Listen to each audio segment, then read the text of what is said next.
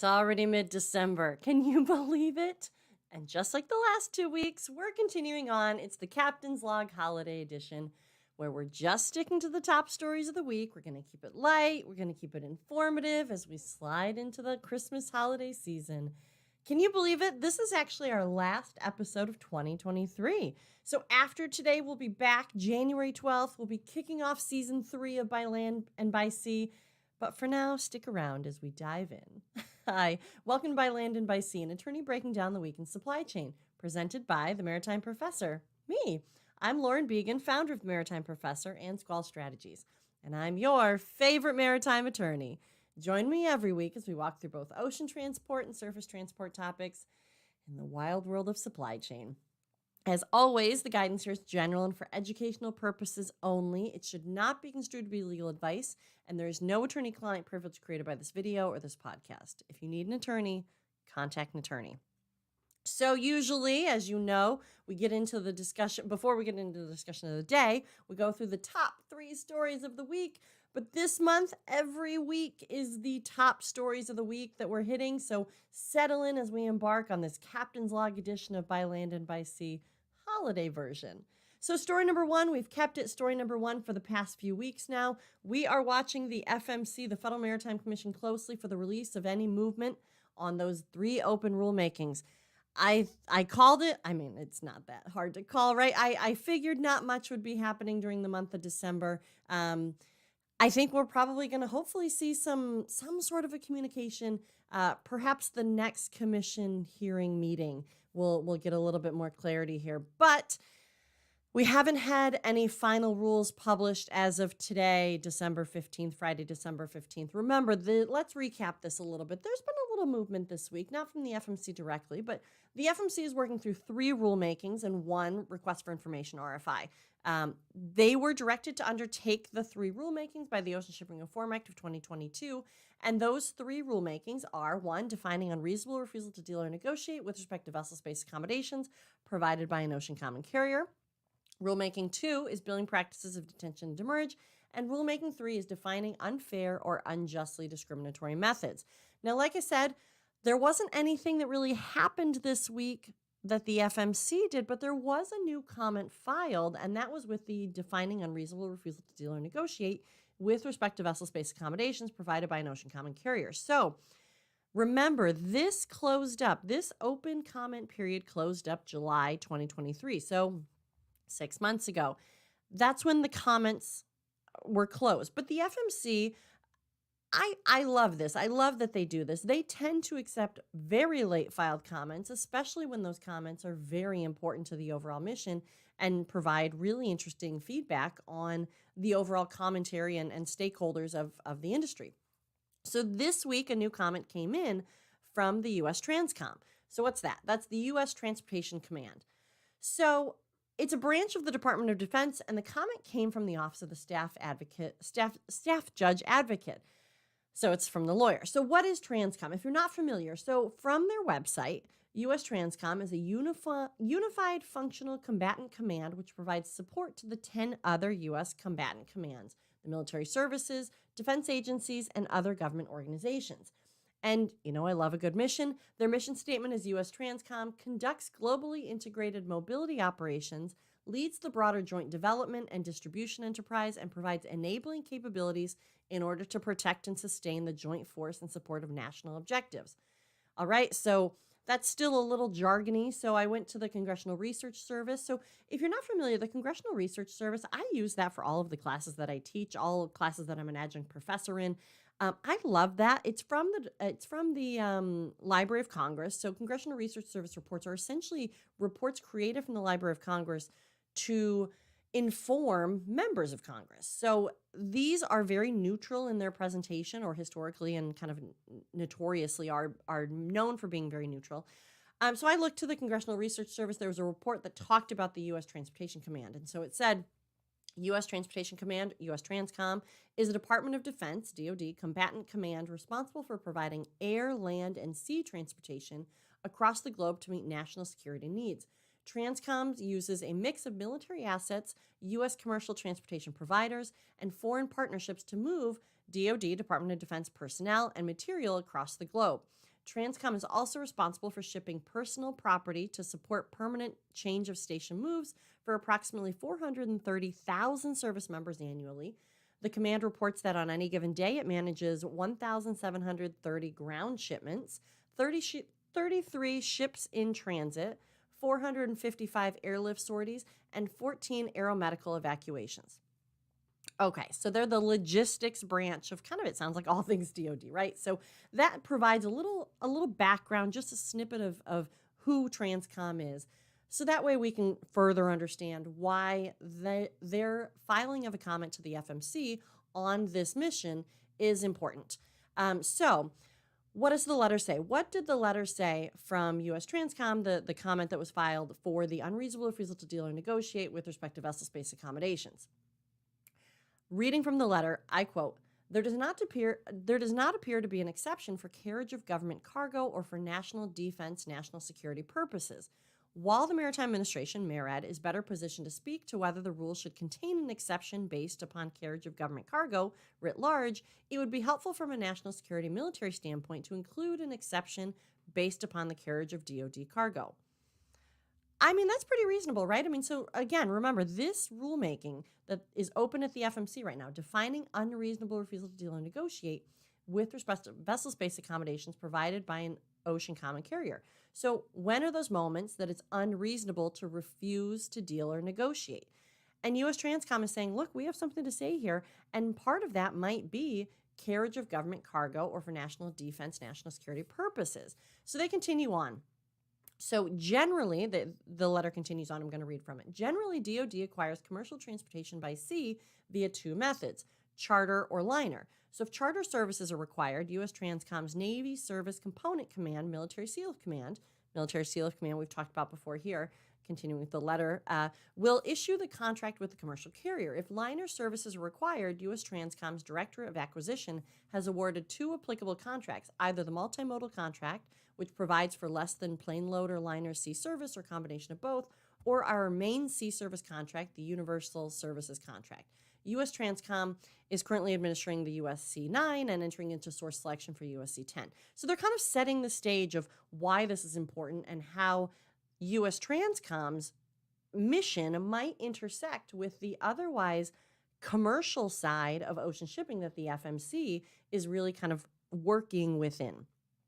So the letter continues. Under the USC contract, awardees are required to make available 10% of vessel capacity for the booking of government cargo on each U.S. flag vessel sailing from the contiguous United States on certain designated routes. So one thing that I like to mention and that's important to remember here is the FMC is flag neutral. So this is talking about U.S. flag vessel sailing, but the FMC is flag neutral. For the most part, they only tend to deal with foreign flags because that's where you're going to be getting into this global shipping, but not necessarily, not always. So this is saying that the U.S. Transcom letter said that awardees are required to make 10% of vessel capacity available for government cargo on each U.S. flag vessel sailing from the U.S. So the letter continues. In order to take advantage of this space commitment, the booking offer must be made at least 5 business days prior to local cutoff, while the carrier may establish its local cutoff.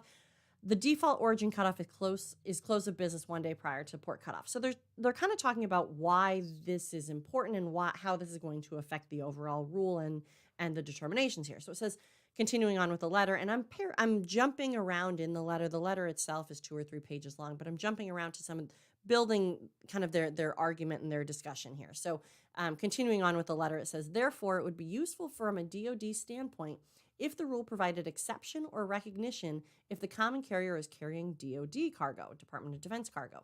It is not clear how to best depict this exception recognition in this rule. USA Maritime suggests recognizing it as a business factor. However, it could also be recognized as a transportation factor. Again, remember, those were things that the FMC, through its rulemaking, were identifying business factors, transportation factors. So continuing on with the letter.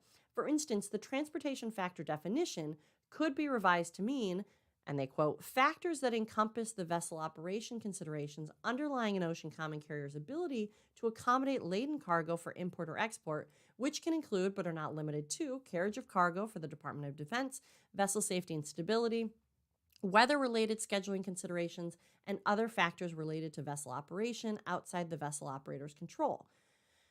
The last piece that they put in this letter, they say, bottom line, it would be useful from a DoD standpoint if the rule recognized that refusal to provide cargo space accommodations is not unreasonable if the vessel is booked for DoD cargo or leaving open space for DoD cargo pursuant to a pre-existing DoD contract. That's pretty interesting, right? I love that US Transcom is getting engaged here. I love that people are paying attention. I've repeated it many, many, many times. Do not sleep on this rule. This is an important rule. There's a lot of definitions in this rule, and there's a lot of nuances. And Chairman Maffei even said that himself, which made me start to pay attention to it. I mean, I've been paying attention to these rules, but that made me start to pay attention to this a little bit closer, in that the unreasonable refusal to deal or negotiate with respect to vessel space accommodations provided by an ocean common carrier is so nuanced that he said, Chairman Maffei, that it's more important to get it right than to get it fast. And so that's why he's allowed this one to continue on. This was supposed to be buttoned up 6 months after June 16th, 2022, 6 months after Ocean Shipping Reform Act went into effect. But he also said this one is hard to get right, and they want all those nuances identified, reviewed, kind of thought about. So I love that US Transcom is jumping into the conversation saying, look, I'm not exactly sure, paraphrasing, if this is exactly what needs to be considered, but it's worth thinking about and it's worth mentioning. And I am such a supporter of comment filing because that's where you have the conversation with the federal agency, with Federal Maritime Commission on your interests in the area. So US Transcom, check out this letter. It was just posted. I'll post a link to the letter.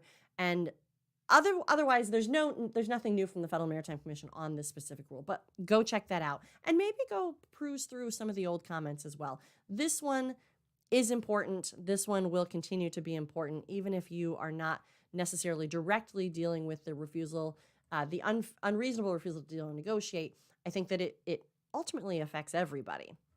So the other rule that we're watching is the billing practices of detention demurrage. Again, remember, this one closed December 2022. This one we're following the late filed comments from Transportation and Infrastructure member Congressman Jake Auchincloss from Massachusetts and Brian Babin from Texas.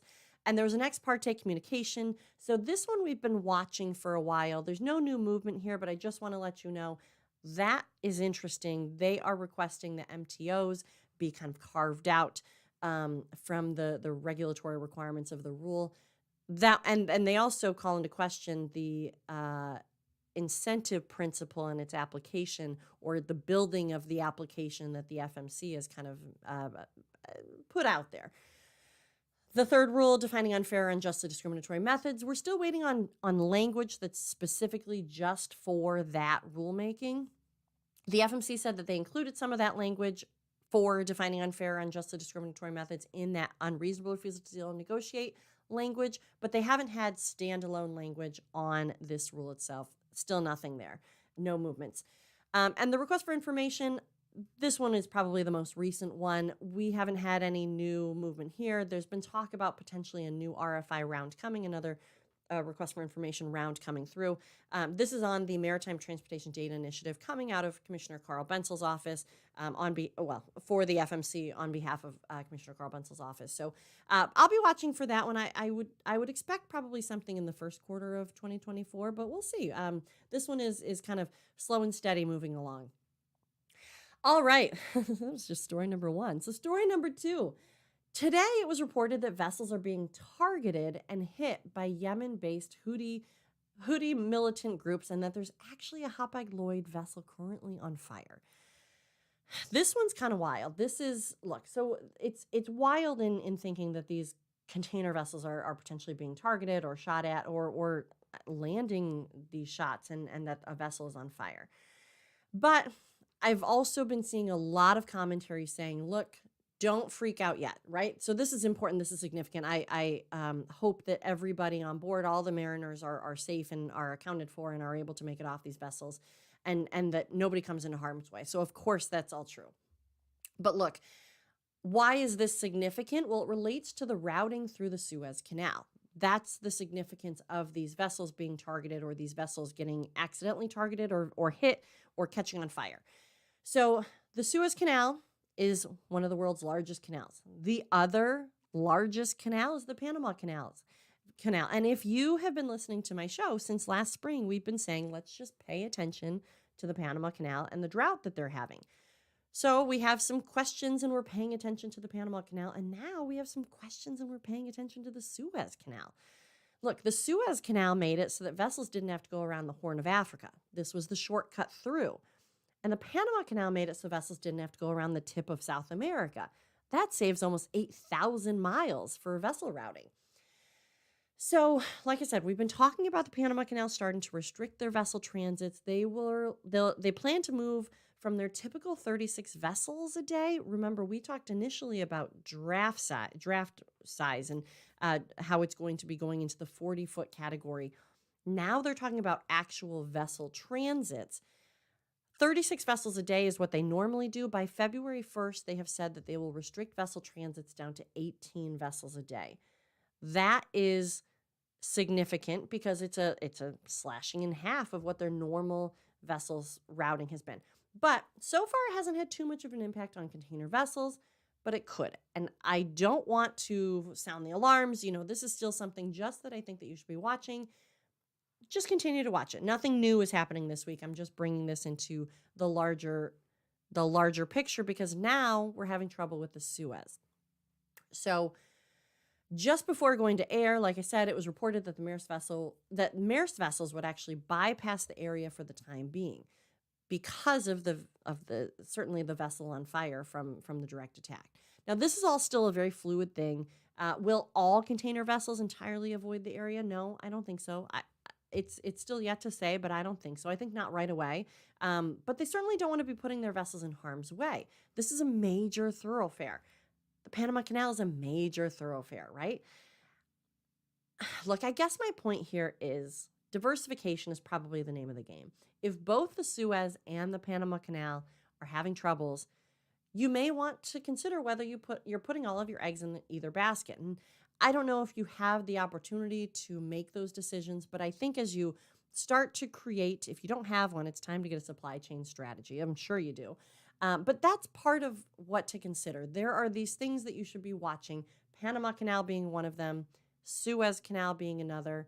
I think that we're just going to have to continue to watch all of these fluid things, which leads me into an interesting article that came out this week. Now, this is my story number 3. So yesterday, Rachel Premack of FreightWaves put out an article titled, "We're Still at Risk for Another Everything Shortage," with the subtitle being, "We Didn't Really Learn Our Lesson from the Pandemic." So I'm not sure how I feel about this. I think that part of the article is a little bit for shock value. I don't necessarily agree with everything that she says in here, but I don't disagree with everything either. To be fair, I think she was mostly talking about surface transportation, the trucking industry. But as an ocean person, right, freight is freight is freight. So if you're talking about an everything shortage, that also includes ocean shipping as being part of that. And so at one point she writes in the article, "For all the hullabaloo we saw over the past 4 years about the supply chain crisis, you'd think there'd be more of a seismic change." My thought is, I'm seeing change. Look, change takes time. Certainly seismic change takes time. And it's only been a few years, right? We're turning the page on 2024, which means it hasn't been a full 4 years since the pandemic started. And really, it hasn't even been it was shortly after that we had the congestion-related or pandemic-related congestion. So let's be real. This is a paper-based industry for the most part. It's trying to go electronic. It's trying to go digital. It's trying to move things along. But making major or seismic changes to correct some of these choke points is going to take longer than the 4 years. And incremental changes are happening, I think. I think incremental changes are the way to do it because the most important piece of the whole puzzle really is the reliability of the transport. Companies want to know that they will receive their goods, not just how or when, but that they will receive their goods. And by creating seismic changes in these systems can cause instability in the assurance that you will receive your good. So Premack continues on in the article and says, "Ultimately, the reason we're no longer in supply chain crisis isn't that companies did anything particularly amazing to overhaul their manufacturing and distribution systems. Rather, we just started to slow down our buying from the peak of 2020 to 2021, and corporations were able to catch up at last." Sure. Yep, I agree. This part is true about the lower demand, but I don't think the piece about companies not doing anything particularly amazing is true or fair, really. Companies are much more engaged now in how their product moves than they ever were. Than they ever were. I think I've mentioned this before, but I've had conversations at Trader Joe's about how things are moving just in their supply chain, and that was just me being a consumer just buying my groceries. That as I was checking out, we got into a conversation, I didn't even start it, about how things were slowed down. I mean, this was, I think, 2021, 2022. But look, companies and society, everybody's much more engaged, much more aware, much more versed in how the supply chain works and the magnitude of the everything. 90% of everything moves by ocean transit, and kind of understanding that the significance of that number. So previously, I think the companies may have just been happy with knowing that their product arrived at the port magically. Now, companies are more engaged with the ocean transport side of things. They want to know how it's moving, why it's moving, when it's moving.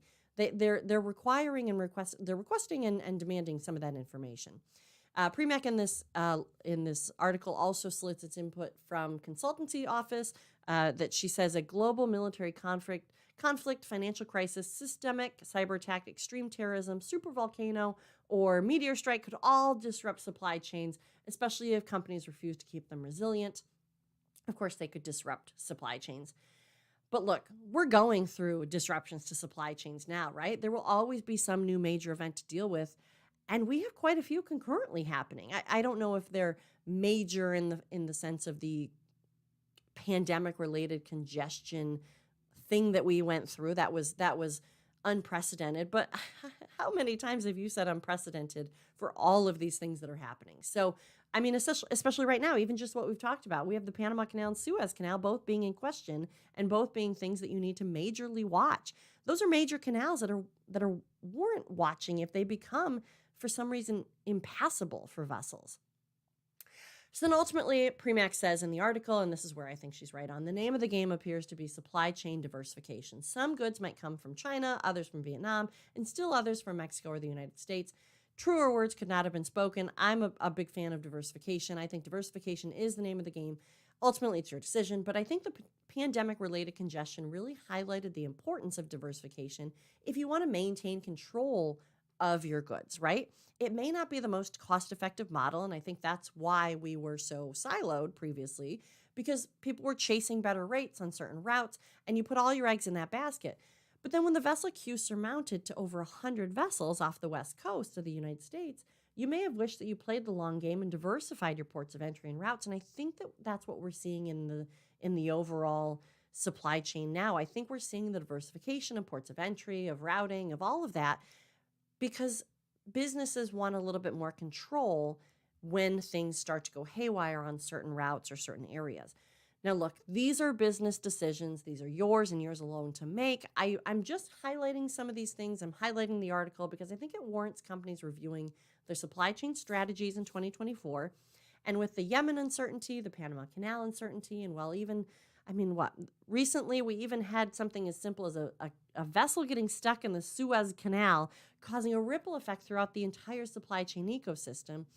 I'm just saying it's worth taking note and making purposeful decisions and making sure that you're paying attention to what's happening in the ocean shipping world of things, because that will have impacts, as we all felt, for your goods making it that final mile. So take a look at this article. I think Premac did a great job of really kind of assessing different industries and reviewing it from, like I said, a surface transportation side of things. There was a little discussion of global shipping, but those are my thoughts with the ocean shipping piece kind of wrapped in. So let's jump over to a lighter note, I guess. Story number 4 is that earlier this week on What the Truck with Dooner, he spoke with Transforce about an initiative that I think is pretty cool. They have in the works, they're trying to get a trucker Barbie. How cool is that? Like I said, this is a lighter topic. Transforce is aiming to highlight women's contributions to the industry and inspire young girls to consider careers in transportation. They even cite that women currently make up 14% of the workforce of trucking. That's awesome, right? So they're trying to get Mattel's attention. They're trying to pull a lot of support for getting a trucker Barbie. I mean, I would totally buy a trucker Barbie, wouldn't you?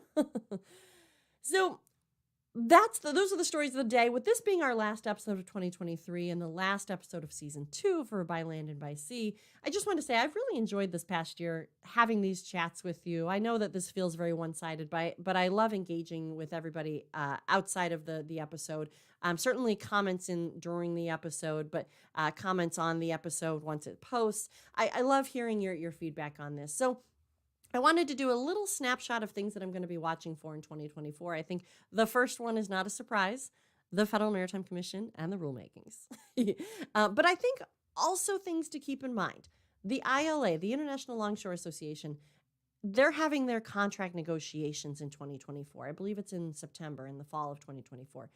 We just went through the ILWU and the Pacific Maritime Association. I think that watching the ILA is going to be important. I don't think it's going to be as contentious as the ILWU just because the pendulum, it's not wildly swinging as much as it was before. It's starting to slow down, but the pendulum is still swinging. So those are going to be interesting to watch. So the ILA is essentially the East Coast labor workforce for the ports. And terminals. So I'm also going to continue to watch the Panama Canal and now the Suez Canal. I think that both of those are going to be very interesting to watch and very important to watch. I'm not saying that the house is burning down yet, but I am saying that things are important to watch on these. I'm also going to be watching the freight rates and how the ocean carriers are handling the lower rates. A few episodes ago, we covered Hanjin and how it was too big to fail, but it ultimately did. It went bankrupt. I'm not predicting that any ocean carriers are going to go bankrupt, but I am watching just to see how ocean carriers are handling the lower rates. I think that that's something that's important to pay attention to. When we talked about Hanjin going down right around the same time that the vessel sharing agreements were coming into effect. And so those are the ocean alliances, the global ocean alliances. There's been some talk about ocean alliances reshuffling, potentially 2M is going to be breaking up. But are these ocean alliances, these global vessel sharing alliances, still serving their purpose, and are they still serving the shippers? I think so. I think so. Even though some people call them, maybe bad for the overall business, I think that these vessel sharing agreements are things that ultimately benefit the shipper for routing purposes, for rate purposes, but also to help. When there's a overcapacity and there's to help weather that load, right? I'm also going to be watching the repeal of the block exemption, the European block exemption. Will that impact any other limited antitrust immunity laws worldwide? What are those conversations going to be? We previously reported that in April, that block exemption is going to be allowed to expire. And so that is akin to any other limited antitrust immunity laws, which is the filing of some of these agreements and the protections that they were afforded. I'm also going to be watching the new multimodal freight office of the Department of Transportation and their Flow initiative. I think that there's some pretty interesting and exciting stuff coming out of those offices. And as always, I'm going to be continuing to watch digital and standard initiatives. I think that those are really fascinating. But those are just to name a few. I think that there's going to be a lot, and who knows, right? These past few years, just even the past 3 years, have been pretty wild for global ocean shipping. I'm going to continue watching it. I'm having a great time paying attention to it. I'm, like I said, enjoying the conversations that I'm having with many of you. I wish everyone a happy holidays, and we'll see you back here January 12th. That's all for today. As always, the guidance here is general and for educational purposes. It should not be considered to be legal advice directly related to your matter. If you need an attorney, contact an attorney. But if you have specific legal questions, feel free to reach out to me at my legal company, Squall Strategies. Otherwise, for the non-legal questions, the e-learning, the general industry information and insights, the employee trainings, come find me at the Maritime Professor. If you like these videos, let me know, comment, like, and share. And if you want to listen to these episodes on demand, or if you missed any previous episodes, check out my podcast, By Land and by Sea. If you prefer to see the video, they live on my YouTube page, By Land and by Sea, presented by the Maritime Professor. And while you're at it, check out the website, themaritimeprofessor.com. So until next week, until January 12th, this is Lauren Began, the Maritime Professor, and you've just listened to By Land and by Sea. See you next time.